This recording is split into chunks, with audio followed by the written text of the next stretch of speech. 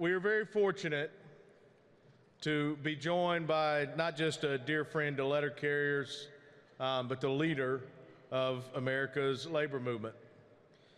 Liz Schuler is the president of the AFL-CIO, which brings together national and international unions representing more than 15 million workers. As I talked about in my very brief speech this morning, the last 2 years have been tumultuous. They've been tumultuous really across the labor movement, and we really highlighted the difficulties for those labor unions that represent federal workers. And Sister Shuler has been on the front lines leading that fight, just like those unions. She has led the Federation and the labor movement in America with a spirit of solidarity and union power. And when I think of my dear friend and Sister Shuler, that's what I think of is union power. A true unifier, a true leader, and someone that we as workers in this country are very, very fortunate to have leading our movement. So I ask you to please join me in offering a warm NALC welcome to my sister and yours, the president of the AFL-CIO, Sister Liz Schuler.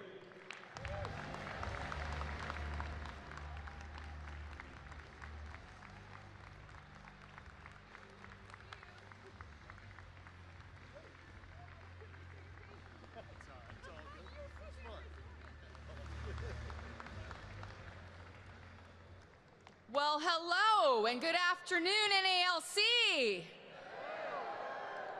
Do you believe in unity? You believe in solidarity? That's what I thought. Oh my gosh, we have some worker power in here today. I love looking across this room, 5,000 letter carriers from across the country in one room. It's every dog's worst nightmare. Little letter carrier humor. But it is a beautiful sight, and I just am so proud to be here with you today. There is something so, so powerful about looking across a room like this, because every one of you represents a zip code, a route, a neighborhood that you are deeply a part of. There is not a single community in this country that you do not touch. You deliver medications to our seniors, and paychecks, and birthday cards, and care packages, and passports. The little moments that remind us that we are connected to one another.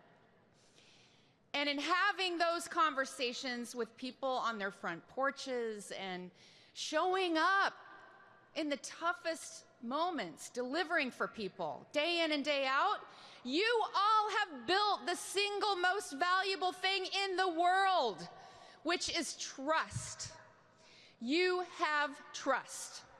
That's right. And it's in short supply these days.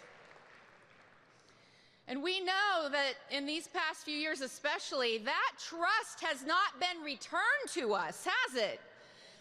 Relentless attempts to privatize the USPS, to chip away at our retirement security, to undermine the services that our communities count on, so those at the top can get a little bit richer.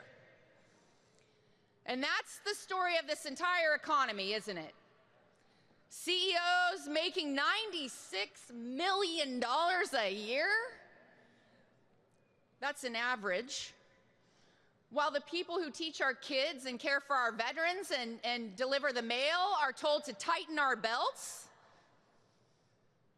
We have an administration that found billions in tax cuts for Jeff Bezos. Yeah. And then turns around and says, oh, we need to gut our postal service and gut Medicare and Medicaid. We have an economy that just gave us our first trillionaire with a T. while working families can't afford gas and groceries. Does that make sense to anyone in this room? No. It's time to build an economy that works for people who actually work for a living. Why would we have an economy that does anything else but that? Right? Well, how do we get there? And it starts with the solidarity this union has shown these past few years especially. And I want to thank your amazing president, Brian Renfro. Thank you, Brian, for your leadership at our big table at the AFL-CIO, for your friendship, for your partnership. And to all of your officers, to the board of trustees, to your branch leaders, and every steward and every activist and letter carrier in this room who have shown that fight every single day. Thank you. That's right, standing up and fighting not just for yourselves, but for every federal worker in this country.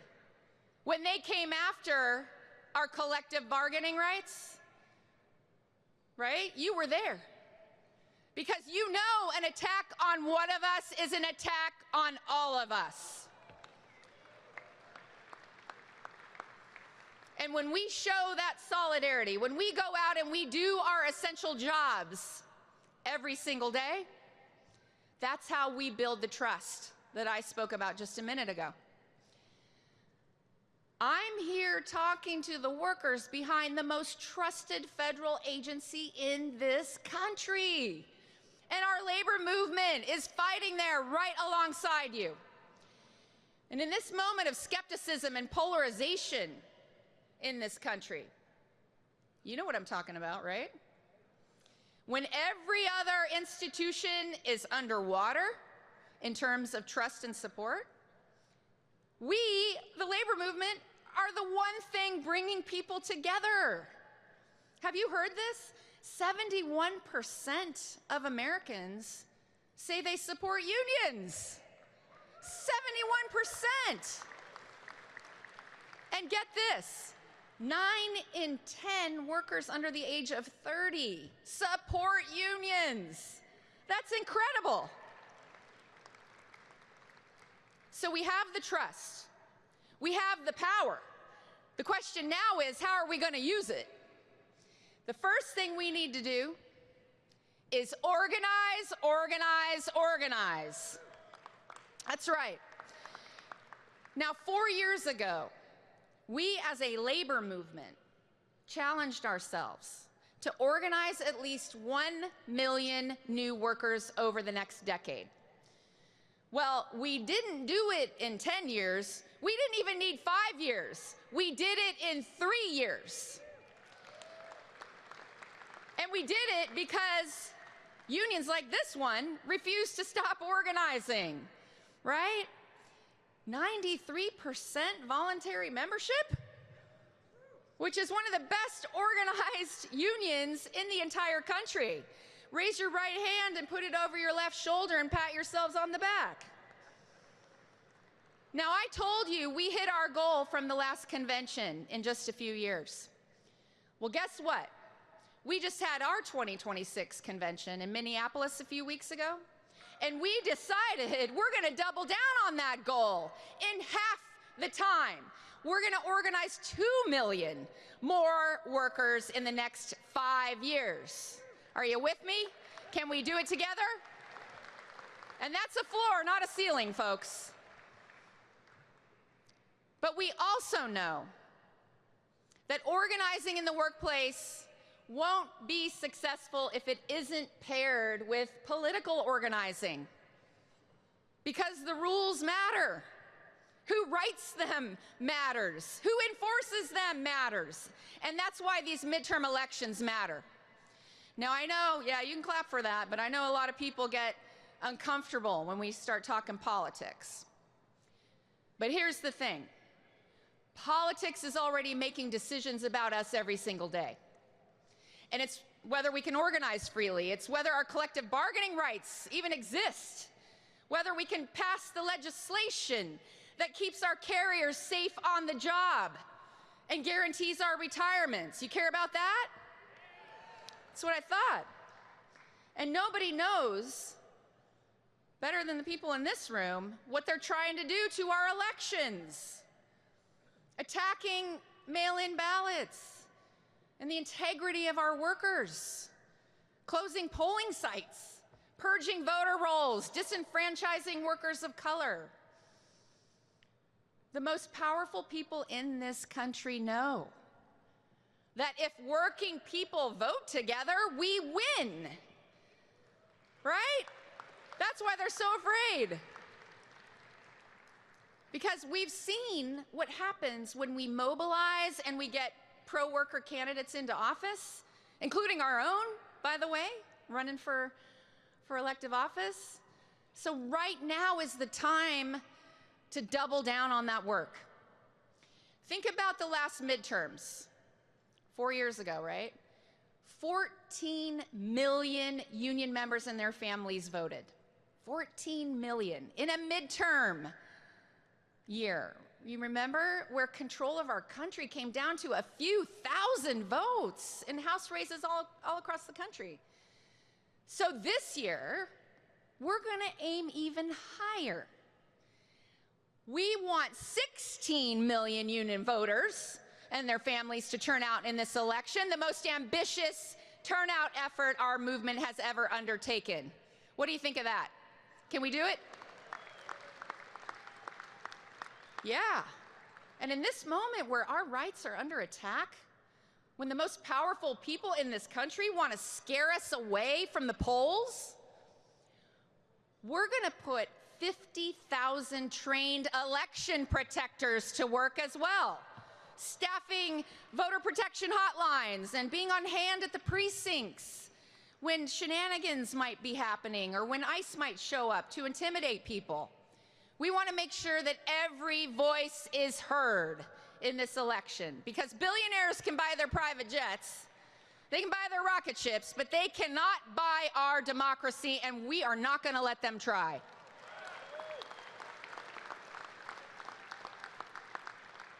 Now, if we're serious about building an economy that works for working people, then there's one more thing we need to talk about, which is that workers have to help shape the future of work itself. Route optimization, automated sorting, artificial intelligence. Raise your hand if you've heard some of these terms thrown around. I think everybody has, right? These aren't some far-off things. They're here. And I'll tell you, we in the labor movement, we're not anti-technology. We're not anti-innovation. What we are is anti-greed. We're anti-greed. We're against these forces being used without our input or our consent, putting our jobs and lives at risk. Well, there is a better way forward, and Brian mentioned it earlier. It's where we come together with labor and business and elected officials and industry experts, academics, everyone, and we put the guardrails in place on AI, and we make it work for working people, right? And sure, there's a role for technology to make our jobs safer, maybe reduce injuries, improve service for the American people. Okay, but no algorithm knows a community the way a letter carrier does. And no computer knows which customer needs a little extra time to get to the door. No software understands the relationships that you have built over decades with a family. There's a human element that can never be replaced. And it's our job to make sure that, as this union already is, that we have a seat at the table to shape that future.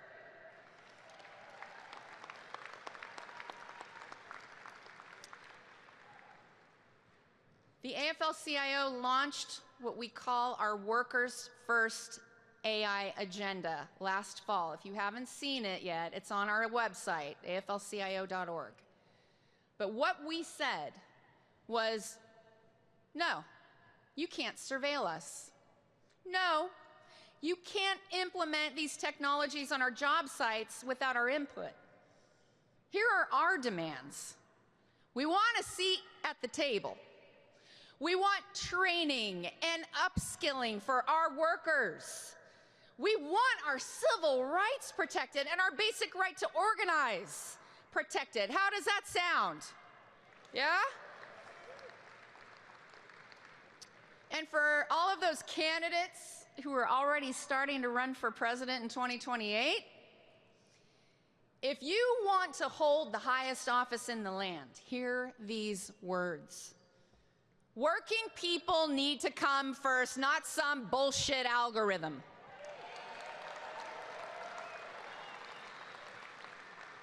So when those candidates show up in New Hampshire and South Carolina and Iowa or here in California, you name it, we're going to be there. And you are going to have to answer to workers on AI. This is our litmus test right here. And I don't care if you're Donald Trump or Gavin Newsom.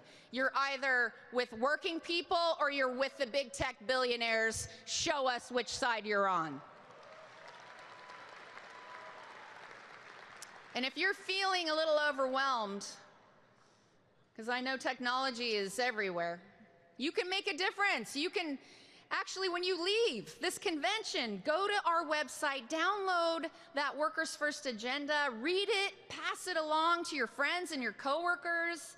And when you meet with your members of Congress or your state legislators, make sure you talk about how AI and technology is impacting your work and the need to put workers first in this AI future. Look, this is the single most important moment for our economy in 100 years.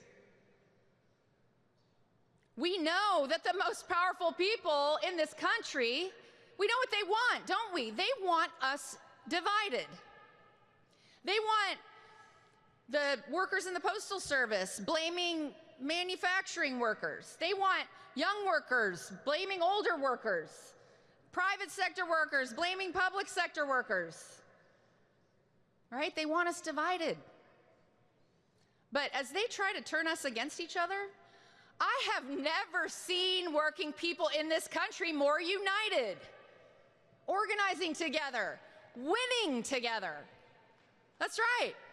The billionaires have their money, corporations have their lobbyists, but we have each other. Never forget that. And I think we're going to look back 20 years from now on this moment. You're going to remember this. You're going to be asking yourself, did we answer the call? Did we do the hard things that we needed to do? Did we innovate the way this union has shown we can? Did we push ourselves as much as we could? Because we are the only institution, the only movement this country is facing right now.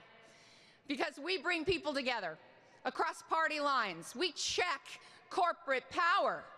We defend our democracy. We give people hope. And we go out and we get shit done. That's right. Think about it. Everything we've won as working people in this country, we've won because we fought for it, because we knew it was worth it for ourselves and for every generation after us. So, NALC, are you ready for that fight? Are you ready to get it done? That's what I thought. Thank you. Let's go. Great job. Awesome. Well done. Thank you so much. I appreciate it. Hang on, we got something for you. Ooh. There we go. Nice. Thank you. So what a way to kick it off with our first guest speaker.